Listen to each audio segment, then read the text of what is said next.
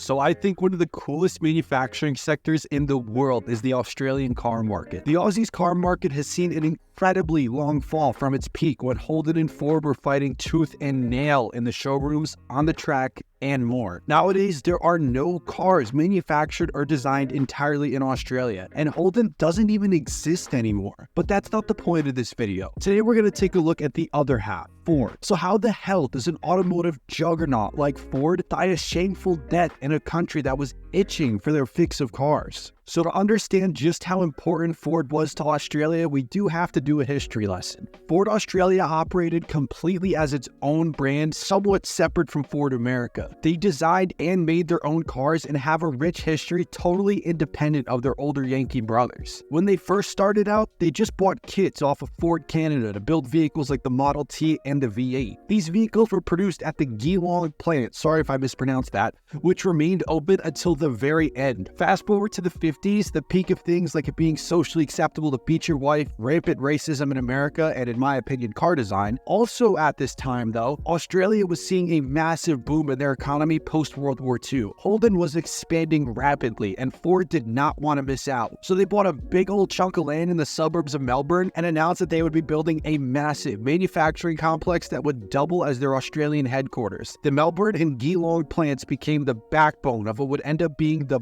booming Australian automotive manufacturing market. The Ford plant started out its life making the Fairlane, a car that was initially American. This is a trend that we'll see later on, but more on that in a second. The whole process was actually kind of headache-inducing because it was an American-designed and manufactured car, but Ford Australia bought all the parts from Ford Canada, which was also its own company. So they were buying American cars from Canadian distributors to make an Australian car. Seems to me like they could have made that process a bit easier, but then again, that does sound very Australian, making everything just hopelessly complicated. You know, people joke about needing a license for everything in the UK and stuff, but if the UK is bad, Australia is 10 times worse. I really do feel bad for you Aussies. By the looks of things, you just need a damn license to hammer a nail into the wall to hang up a family photo. And that license only grants you permission to hire a contractor that just hands the job off to another contractor. That takes a year to get other permits, and by that point, they just charge you 10 grand. Sorry for the tangent there. Anyways, the Fairlane. It became a fully Australian vehicle in 1967. It was fully designed and built in Ford's Melbourne plant. To be honest, even then this thing was a mismatch of American and Australian Fairlanes on top of already being a Frankenstein of American and Australian Falcons, but still, officially, it was the first Ford designed and built in Australia. These things are pretty cool in a sort of ugly, quirky car kind of way. And they, along with other vehicles like the Holden Commodore and Monaro, infested Australian roads for decades, up until it was axed in the mid-2000s. These remind me a lot of vehicles like the Crown Vic here in the States, just kinda old people cars. These came with all sorts of different inline 6, V6, V8 options, but to be honest, as someone who doesn't live in Australia, I'm totally unable to understand the hype of this vehicle. It just looks so bland and, I don't know,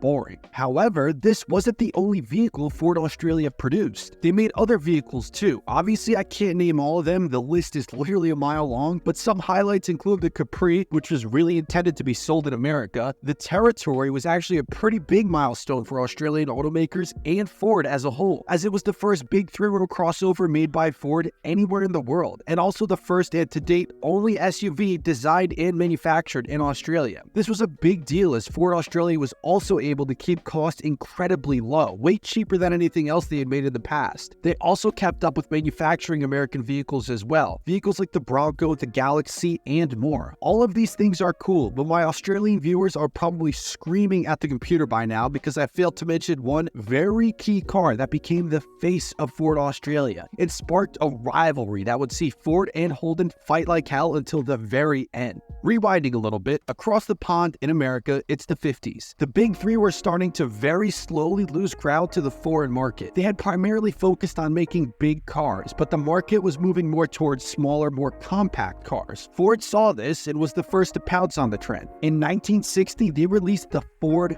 Falcon. This was their answer to the foreign market, and it sold pretty well. But jumping back across the pond to Australia, Ford Australia also wasn't doing so hot. In the late 50s, they were getting absolutely battered by Holden in sales and looked for help from their American overlords. Yeah, because that's what everyone thinks. We need help building a good, state-of-the-art car. I know, we'll call the Americans. Anyways, execs from Ford Australia took a trip to Detroit, and Ford showed them the Falcon. And they decided that the Falcon would be the car that would help them take the fight to Holden. And they couldn't have been more right. Initially, from 1960 up to 1972, the car that Australians fell in love with was an American-designed and built Falcon. However, Ford stopped making the Falcon in the US in 1972, but Aussies still had an absolute craving for this thing. So the third generation XA Falcon was the first truly Australian Falcon. It was influenced pretty heavily by the Mustang, but for all intents and purposes, it was Australian entirely. This Falcon itself has so much history,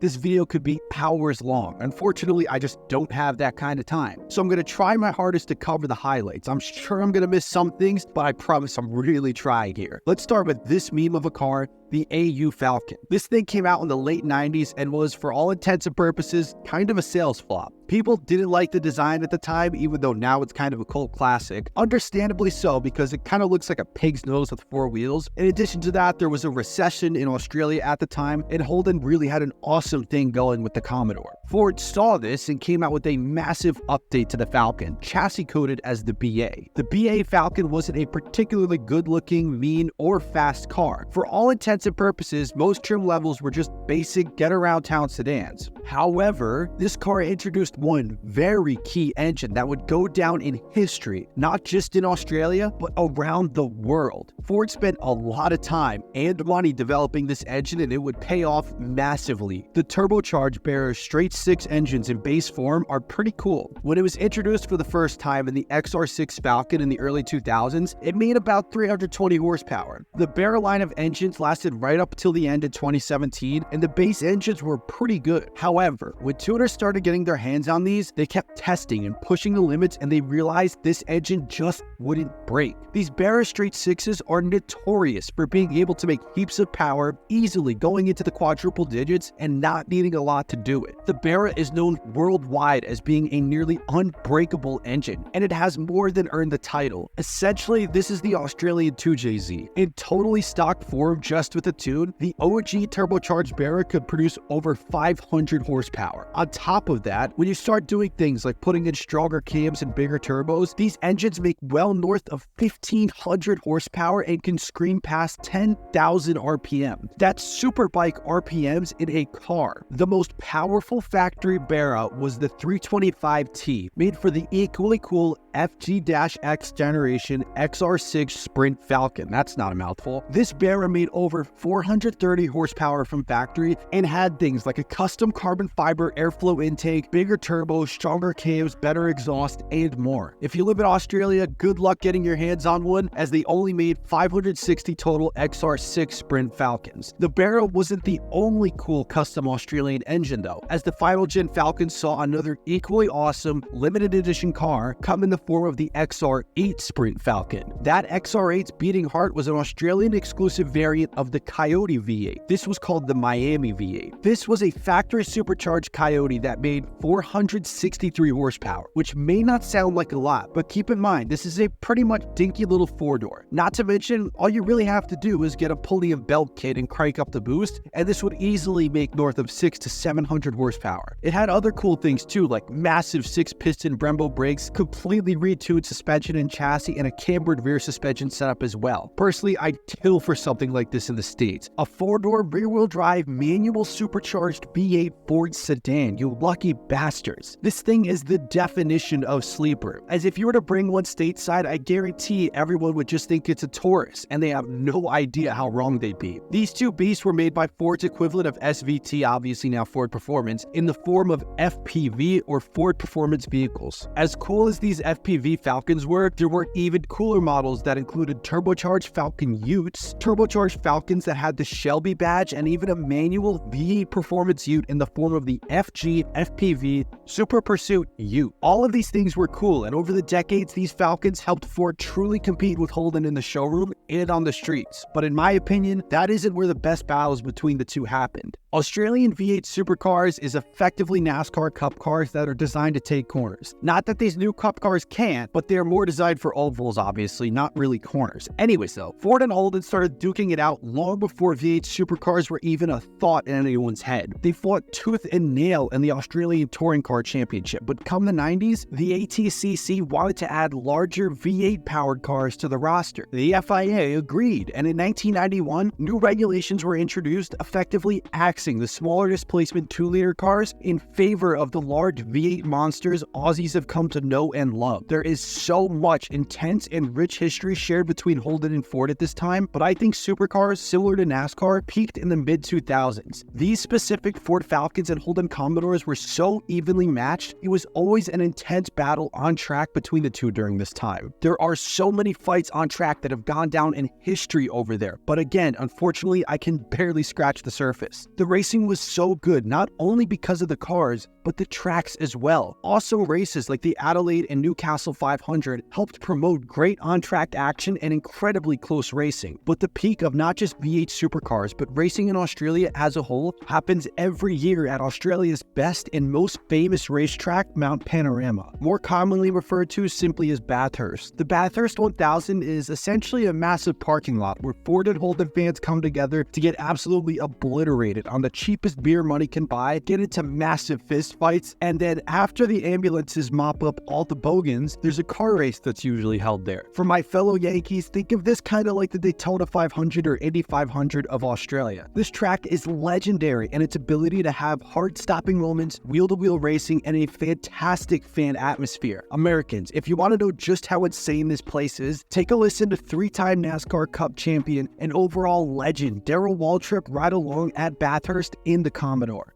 We're off and we're rolling. Just lost my lunch. I didn't even have any. This is crazy. What was that thinking? This is the toughest thing I've ever done. Can't even see where we're going, and he ain't slowing down. Oh my gosh. Oh no, the dipper. The old dipper. Oh, I'm dying. We're gonna die. No, Jason, no, easy, Jason. Corkscrew. The corkscrew is dumb. We'll put this on the race. You can't race on a track like this.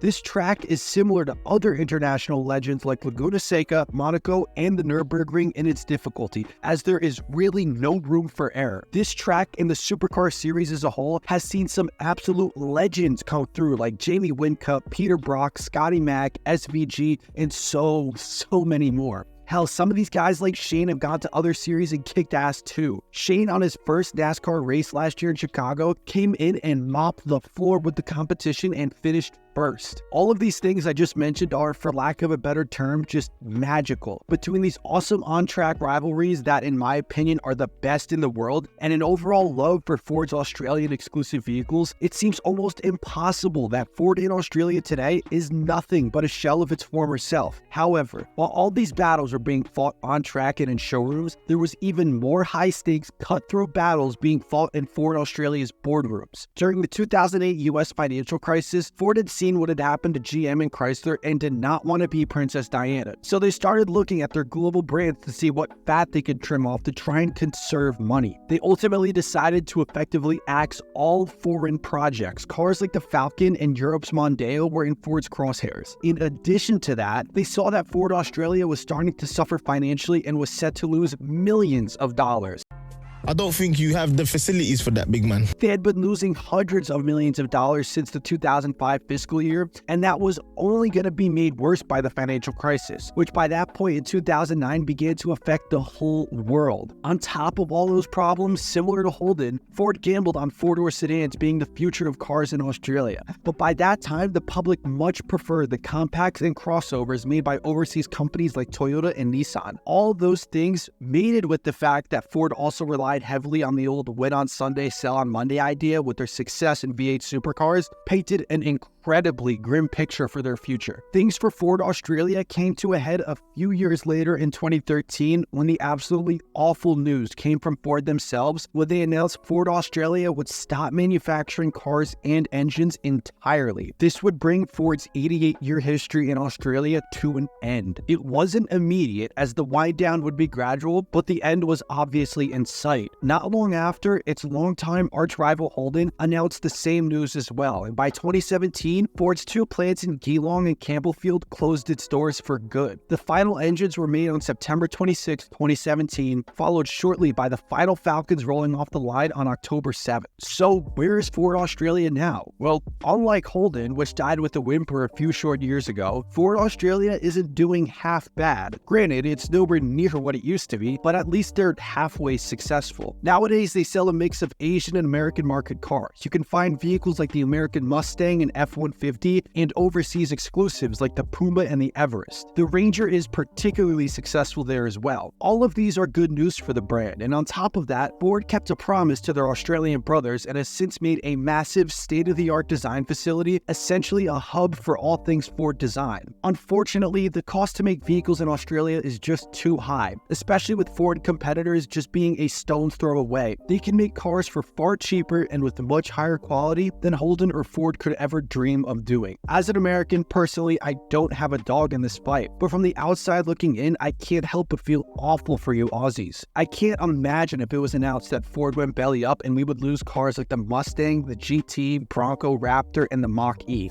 Okay, maybe not that last one, but still, it's gotta suck. Especially with what happened with Holden as well, with them absolutely ass-fucking dealers, owners, and workers. I guess when it rains, it pours, and the only thing I can really do is say, sorry.